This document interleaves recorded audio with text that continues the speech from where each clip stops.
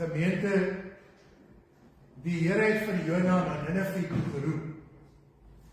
Maar Jona het besluit om eerder op die skip te klim en na Tarsus toe te vlug. God wys vir Jona die pad wat hy vir hom bestem het, maar Jona kies die teenoorgestelde pad.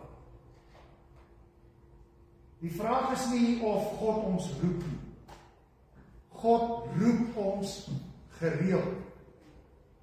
Die vraag is eerder, is ons bereid om te luister en die rigting in te slaan wat God vir ons gekies het? Kom ons aanbid vanmôre die Here wat elkeen van ons nog steeds roep, selfs wanneer ons soms in die lewe die teenoorgestelde rigting in beweeg.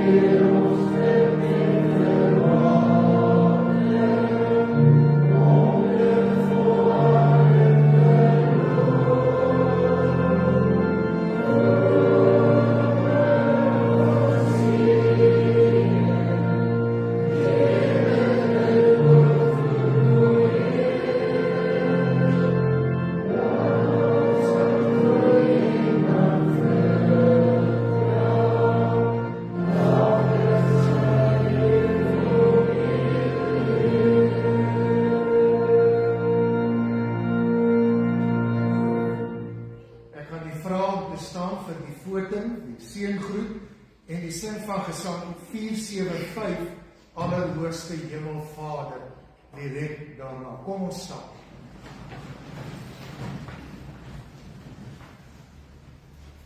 Here, U sorg vir ons, wat ons ontvang, kom alles van U af. 'n Pragtige deel is vir ons as gemeente afgemeet en die erfdeel wat ons van U ontvang het, is vir ons skoon en mooi. Genade en vrede vir ons van God die Vader en van die Here Jesus Christus deur die kragtige teenwoordigheid van die Heilige Gees. Amen.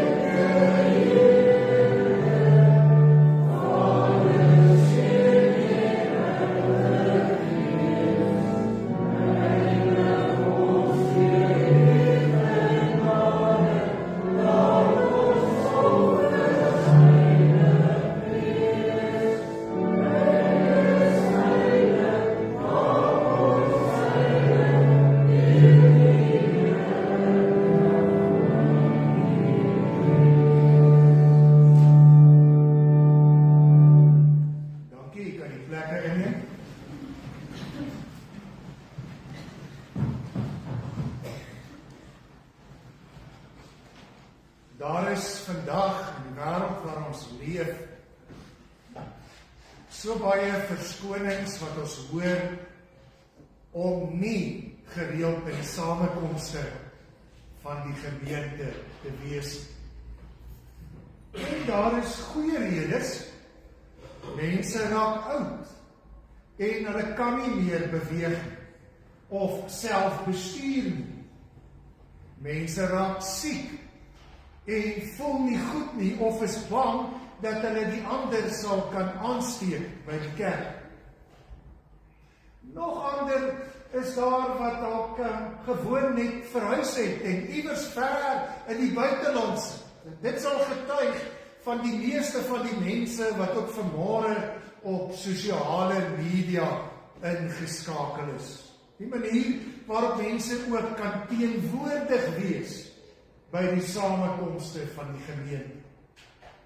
Maar ek bedoel met samekomste van die gemeente ook baie meer as net die erediens.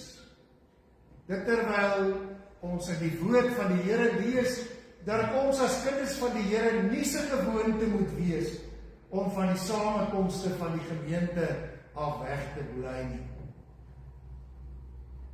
Seker een van die pynlikste, maar een van die mees algemene verskonings wat ek gereeld hoor is, ek gaan nie meer kerk toe nie, want die mense in die kerk het my te nagekom. Ek en my gesin bly nou eerder by die huis. Ek besef dat dit 'n baie diep menslike reaksie kan wees. Om seer gemaak te word deur ander mense kan ons nie gering ag. Dis 'n realiteit en ek kan vir u sê dat ek dit ook al self in my lewe so gevoel. Maar Hebreërs 10 vers 19 tot 25 sê dat ons na 'n hoër en 'n dieper werklikheid moet luister as net dit wat ons self sê. Die skrif herinner ons daaraan dat God vir ons deur die Gees toegang gee tot die samekomste van die gemeente waar ons ook as broers en susters in die geloof by mekaar kan kom. Nie op grond van dit wat ek mee vermaak word nie. Nie op grond van een of ander vroomheid wat ek het nie. maar slegs op grond daarvan dat die Here my daartoe roep. Ek kan dus nie myself isoleer en op my eie bly leef nie. Die opdrag van die woord van die Here en daarom van die Here van die woord is dat ons die innerlike en die onderlinge byeenkomste nie mag versuim nie. Dat ons ook die Here by sy huis moet dien en mekaar daar moet vashou en mekaar daar moet dra. Jy en ek kan nooit na die samekomste van die gemeente kom bloot net omdat die mense daar volmaak is nie. Want daar bestaan nie so 'n geloofsgemeenskap. Dit is hier binne die gemeenskap van die gelowiges waar ons mekaar vriendelik kan groet, mekaar kan laat vashou, waar ons liefde teenoor mekaar kan uitleef en waar ons goeie dade ook na die wêreld toe buite kan gaan. Dis hier waar ons die woord van God hoor, dit saam daarna luister, dit indrink en dit ons petrol maak vir die pad wat vorentoe gebeur. Dis ook hier in die gemeenskap van die gelowiges waar ons mekaar ten spyte van ons swakhede, ten spyte van ons tekortkominge leer verdra en mekaar ook leer vergewe. Kom ons sit net so, dan doen ons 'n gebed wat 'n skuldbelydenis saam is. Kom ons bid saam. Hemelse Vader, almagtige God, ons sit vanmôre voor U as feilbare en gebroke geloofsgemeenskap. Ons bely dat ons dikwels vinniger is om verskonings te soek as om opdragte te gehoorsaam. Roeping. Here, U roep ons om mekaar in liefde te verdra, maar ons bely dat ons harte dikwels vol ongeduld, pyn en 'n wrok is. Ons bely dat ons onsself soms onttrek en isoleer wanneer ander ons te nakom. Bely dat ons dan in plaas daarvan nie die pad loop van versoening en vergifnis nie. Vergewe ons waar ons vergeet het dat die samekomste van die gemeente 'n plek is waar nie volmaakte mense by mekaar kom nie, maar dit 'n hospitaal vir sondaars is wat deur die genade genees word. Vergewe ons graag. Here, herstel ons verhoudings, genees die diep seer kry en gee ons die krag om mekaar waarlik aan te spoor tot liefde en goeie dade. Stort die Heilige Gees oor ons uit, sodat ons as een liggaam sal saamkom en U naam groot maak. Amen. Hoor ons belydenis in die magtige naam van God die Vader, die Seun en die Heilige Gees. Amen.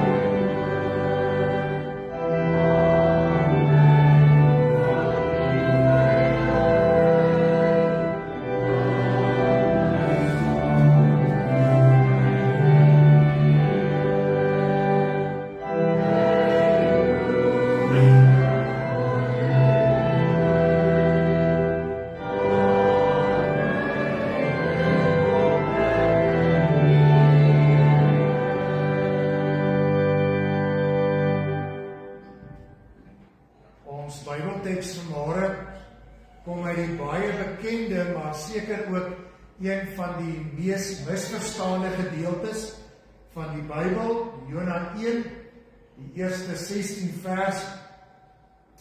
Dit is altyd nodig dat wanneer 'n mens 'n gedeelte van die Bybel lees, jy dit sal lees in die kultuurhistoriese agtergrond waarin dit geskryf is. Om vir jouself seker te maak, waarom is dit in daardie tyd geskryf? Wat was daardie boodskap? En dan daardie boodskap oor te dra in die tyd en die wêreld waarin ons vandag leef. Natuurlik 'n wêreld wat totaal anders lyk as die wêreld van 3000 jaar terug, toe hierdie verhaal geskryf is. Die historiese profeet, met ander woorde, daar was so 'n persoon, Jona, die seun van Amittai, het geleef en opgetree tydens die 8ste eeu voor Christus. Met ander woorde, 782 tot 753 jaar voordat Christus gebore is, het hierdie verhaal afgespeel. Ons is in die antieke nabye ooste, en die Assiriërs was die wêreldmoondheid van daardie tyd. Die Assiriërs was nie net die wêreldregerders van daardie tyd nie, hulle het ook oor God se kinders geregeer, oor Israel, oor die Jode. En hulle was uiters brutaal. Hulle het nie geskroom om mense te vermink of dood te maak. Hulle het geregeer met presiese militêre aggressie. So ons moet verstaan, Jona verstaan toe die Here vir hom sê, Jona, ek roep jou om na hulle toe te gaan, na hulle hoofkwartier toe.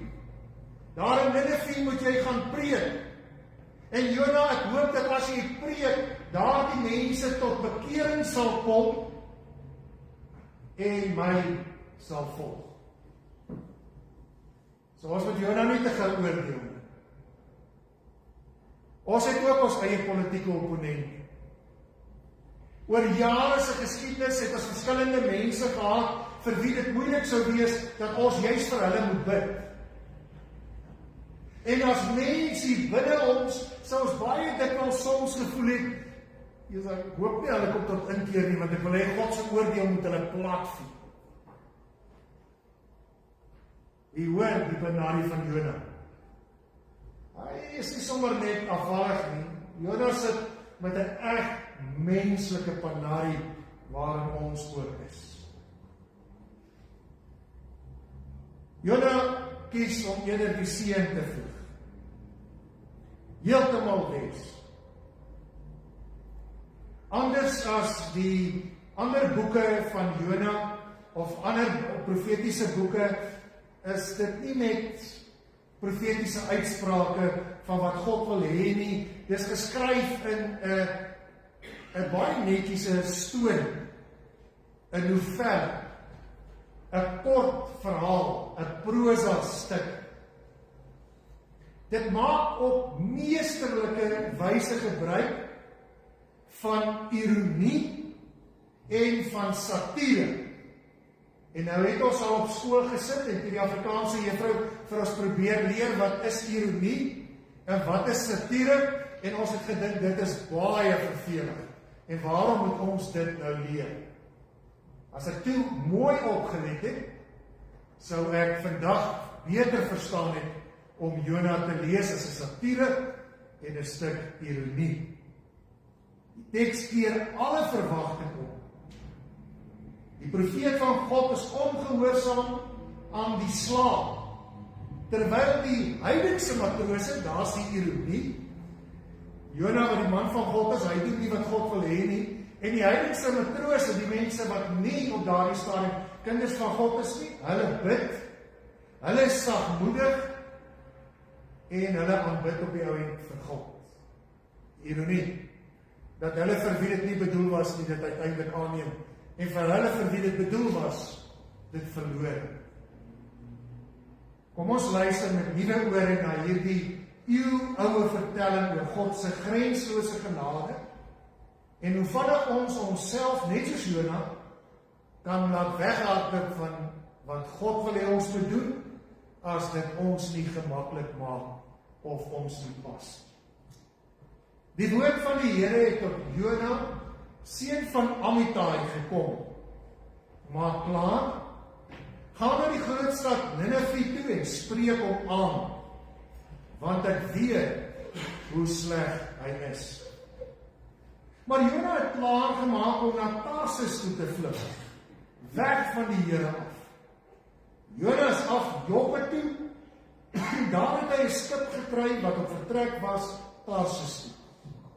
Hy het vir die reis betaal en aan boord gegaan en saam met die bemanning Tarsis toe gegaan, weg van die Here af. Maar die Here het 'n kwaai storm oor die see laat opkom. Daar was 'n baie sterk wind op die see en die skip wou uitmekaar breek. Die matrose het bang geword en elkeen het tot sy God om hulp geroep. Hulle het die vrag van die skip in die see gegooi om die skip ligter te maak. Maar Jona was onder in die skip waarin hy afgegaan het om te gaan slaap. Hy het vasgeslaap en die kaptein het na hom toe gegaan en vir hom gesê, wat is dit met jou dat jy so lê en slaap? Staan op en bid vir jou God. Miskien sal hy aan ons dink en dan sal ons nie vergaan nie. En toe sê die manne vir mekaar, kom ons trek looitjies, sodat ons kan uitvind oor wie hierdie ramp ons tref. Hulle het looitjies getrek en Jona is aangewys. Toe vra hulle hom, vertel ons tog, waarom hierdie ramp ons tref? Wat werk jy? Waar vandaan kom jy? Uit watter land en van watter volk is jy? En Jona het hulle geantwoord, ek is 'n Hebreër. Ek dien die Here, die God van die hemel, wat die see en die vasteland gemaak het. Dit het hierdie ironie, nie? Hy sê hy aanbid die God wat die see gemaak het, en dan dink hy kan op die see van God af wegvlieg. Die manne het baie bang geword en van Jona gesê, wat het jy nou aangevang? Hulle het te wete gekom dat hy van die Here af wegvlug en Jona het hulle dit self vertel. Toe vra hulle hom, wat moet ons met jou maak dat die see weer rondom ons kan kalm word? Die see het ondertussen al hoe onstuimiger geword. Jona het hulle geantwoord, vat my en gooi my in die see, dan sal dit kalm word rondom julle, want ek weet dit is oor my dat hierdie groot storm rondom julle woed. Die manne het hard geroei en om weer die vasteland te bereik, maar hulle kon nie, want die see het al hoe onstuimiger geword rondom hulle.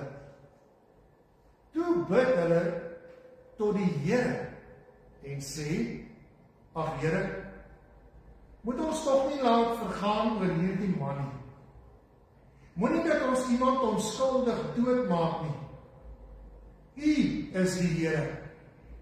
U doen wat u wil. Hulle vat toe vir Jona en gooi hom in die see. Die storm op die see het toe bedaar. Die manne het toe baie bang geword vir die Here en hulle het vir hom 'n offer gebring en geloftes, met ander woorde, aan God afgelê. Pragtige verhaal. En dit wat hierop volg, net so mooi. Ek kan nie dink aan beter verhale om vir ons kinders te lees as onder andere hierdie Bybelverhale. Ons leef in 'n wêreld waar dit ook vir ons bitter maklik geword het om verskonings te vind en in die teenoorgestelde rigting as wat God vra te hardloop. Ons hardloop weg van moeilike gesprekke, ons hardloop weg van pynlike herinneringe, dikwels hardloop ons selfs weg van mekaar af. Ons hardloop weg as ons dink die werk wat ons moet doen vir die Here is te swaar, te moeilik, te veel gevra. Ons gaan klim daar onder in die skip in, en ons dink ons het veilig van God af weggevlug, weggehaal. Mense het vandag, en dit sluit my in, mense het vandag baie mooi verskonings. Mense het vandag baie verskonings. En van hierdie verskonings sluit in, dat ek 'n opoffering sou moes maak, as ek die weg en die wil van die Here sou kies. Soos Jona die opoffering sou moes maak, om na sy aardsvyand toe te gaan en die Here aan hulle te verkondig.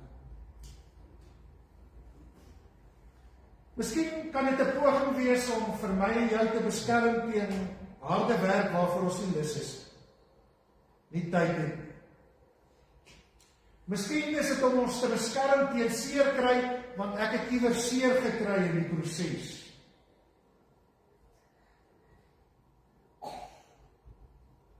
En ek wil weer vanmôre sê, ek verstaan dit.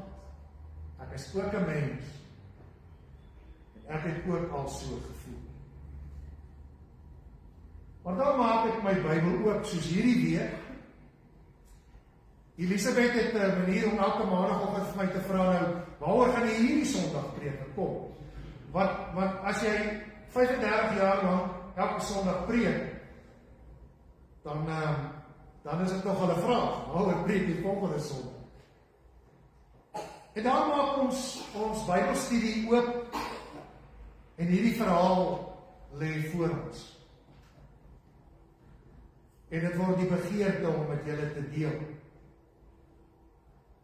Omdat ek soos julle ook voel. Ek dink, en ek besef dat ek ook soms in my lewe op my skipie klim en Tarsus toe gaan, eerder as om te doen wat die Here wil hê ek moet doen. Ek gaan letterlik eerder in die teenoorgestelde rigting. Jona se verhaal is treffend, want Tarsus, hy moes oos gaan na die Assiriërs, en hy besluit om wes te gaan. Spanje, die verste eindpunt van die bekende wêreld van daardie tyd. So hy gaan letterlik so ver as moontlik wes in plaas van oos. Die verhaal begin met die absolute oorvloed van planne wat Jona het.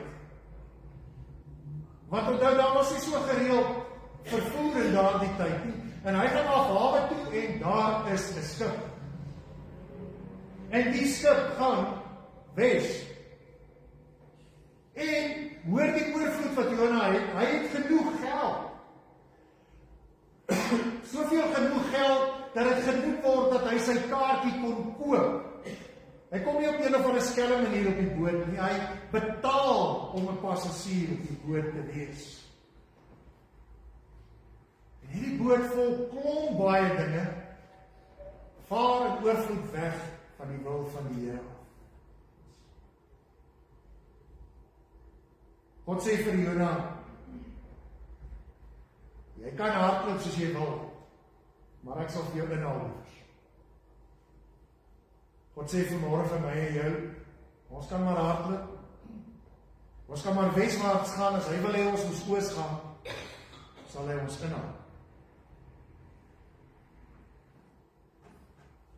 Teks vermeld fyn, maar kragtig, hoe elke ding in detail afstel. Dis die plot, dis die konteks, wat Juffrou ons geleer het, toe ons opgelet het in die prosa klas. Jona, kom maklik gedink het, as alles dan nou so maklik loop, is dit nie dalk die Here wat dit vir my gee. Ons kan ook baie keer kies om weswaarts weg te hardloop, en as dinge aanvanklik vir ons uitwerk, dan dink ons, nee, die Here het ons geseën op die pad, want kyk, dit werk dan alles uit, dit moes eintlik so uitgewerk. Maar valse gerief hou nooit lank. Die teks skuif onmiddellik na die moment waar God intree op goddelike wyse. Hy bring 'n storm op die see. Want Jona moet leer, ons moet leer. Ons kan nie ewig vir God wegtrek. Die skrif sê, daardie storm was so groot, dat die matrose gevrees het, dat hulle gaan sink, en dat hulle gaan verdrink. En die ironie is, dat daardie heidene bid eerste tot hulle God. Daardie heidene kom uiteindelik by Jona, en hulle sê vir Jona wat aan die gang is, en hy moet bid tot sy God, en Jona kom met die sak patats na vore. Wat doen hulle? Hulle gooi nie vir Jona dadelik oor. Hulle probeer eers nog 'n keer. En omdat die boot baie swaar was met al die bagasie, en daarom onder die water kan kom, gooi hulle van hierdie bagasie uit, sodat die boot eerder bo op al die golwe sou dryf. En dan gebeur niks nie, die storm hou aan, en dit lyk of hulle gaan sink. Dit is die gevaarlike slaap van geestelike apatie en geestelike depressie, en ek gaan dit nou verduidelik, sodat julle nie hoef te skrik nie. Ek wil net die woorde gebruik, omdat dit woorde is wat in die ontleding van prosa gebruik word. Daar is apatie, en daar is depressie. Wat bedoel ek met geestelike apatie in hierdie prosas? Dit is die toestand van totale geestelike koudheid aan die kant van Jona. Totale geestelike onverskilligheid. Hy dink aan homself, en hy word koud, geestelik koud. Hy raak geestelik blind, hy raak geestelik doof vir God se stem, om te doen wat God wil hê. Apatie. Dit was as ons wegvlug van wat die Here ons roep, raak ons ook geestelik doof, geestelik blind, geestelik koud vir die Here se saak. Wat bedoel ek met geestelike depressie? Dit is daardie geestelike en emosionele ineenstorting in my geloofslewe wanneer ek my rug op God draai. Jona onttrek hom fisiek, liggaamlik.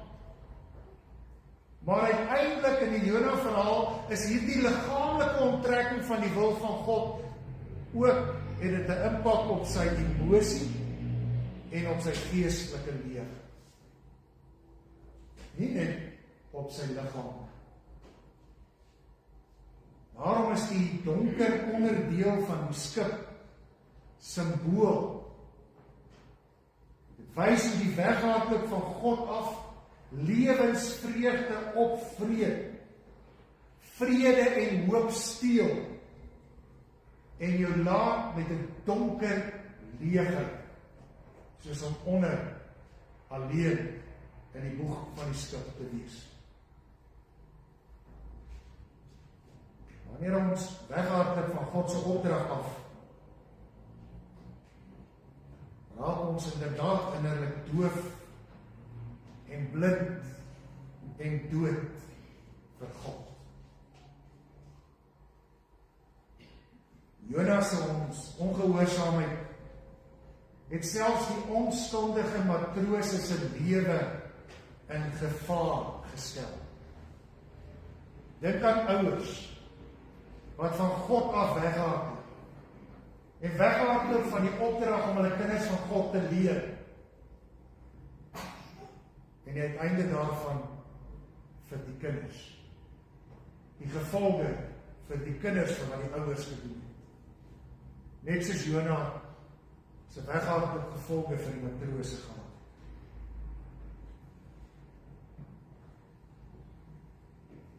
Hierdie storm word ook God se teken van genade en vergifnis.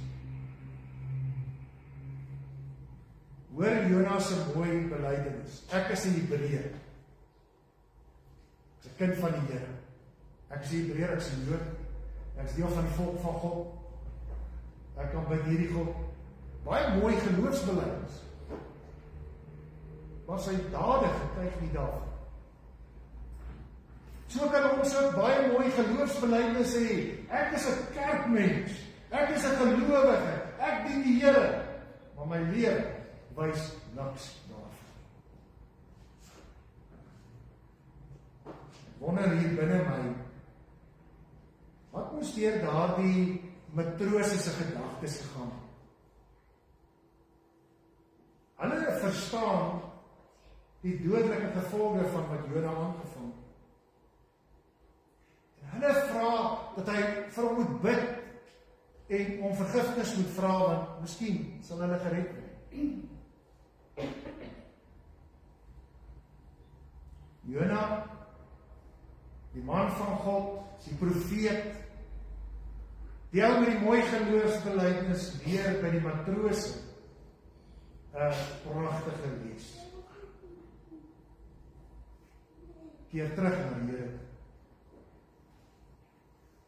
Daardie presiese oomblik gaan die omkering en vervulling.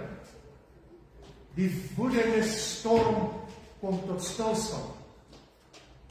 Die matrose word met groot ontzag vir die Here vervul. Hulle bring 'n offer en hulle aanbid die lewende God. Hulle kom tot geloof. Die ongehoorsame vlugtende profeet word in sy ondergang die instrument waardeur die heidene tot geloof kom. Hierdie verhaal ontbloot my en jou verskonings. Dit ontbloot wat ook al die rede is waarom ons in die teenoorgestelde rigting gaan, is waarom God ons geroep het.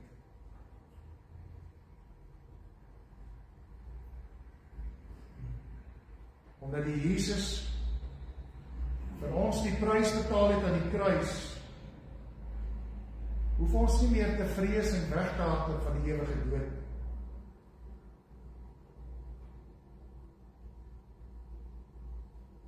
Laat ons nie 'n kaartjie koop om Tarsus toe te gaan. Laat ons nie in die teenoorgestelde rigting as die Here se roeping gaan. Laat ons nie in 'n diep geestelike slaap gaan. Maar stuur ons Here. Want die diensknegt en die diensmaag luister. Die rigting wat U ons wil hê. Al beteken dit ons moet opoffer. Dalk ons eie trots. Soos 'n Jona. Want as hy vyande toe moes gaan en vir hulle van die Here gaan vertel. Diep binne hom nie die begeerte gehad het dat hulle tot inkeer moes. Jona word oorboord. Die heidense wêreld van daardie tyd kon dit as 'n offer gesien. 'n Offer vir die God van die diep donker see. Ons ken die res van die verhaal. Miskien sal ons in die res van die verhaal eendag lees hoe God aanhou intree. Toe hy oorgegooi word. 'n vis om hom in te sien en met hom op pad te loop. Gemeente, kom ek en jy bid nou saam. Here, almagtige God, skepper van die hemel en die aarde, Ons hoor die stem vanmôre.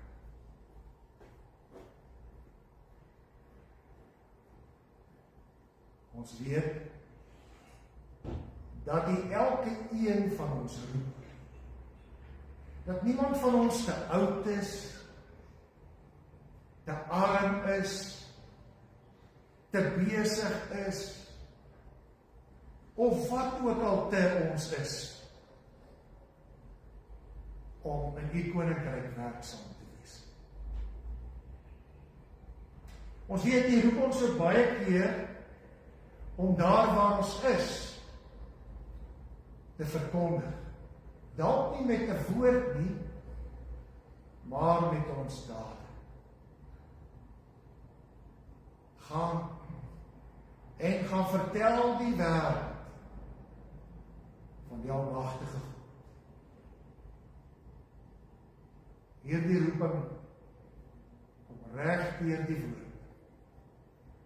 Hierdie roeping is nie net vir 'n sinodale kommissie wat 'n sendeling iewers heen stuur nie. Ons hoor hierdie roeping is ook vir my persoonlik. Al is ek jong, al is ek op skool, ook daar. Stuur ons, Here. Ons wil U koers inslaan. Ons wil ophou met verskonings. Veral as die verskoning sommer so maklik voor ons kom lê. Amen.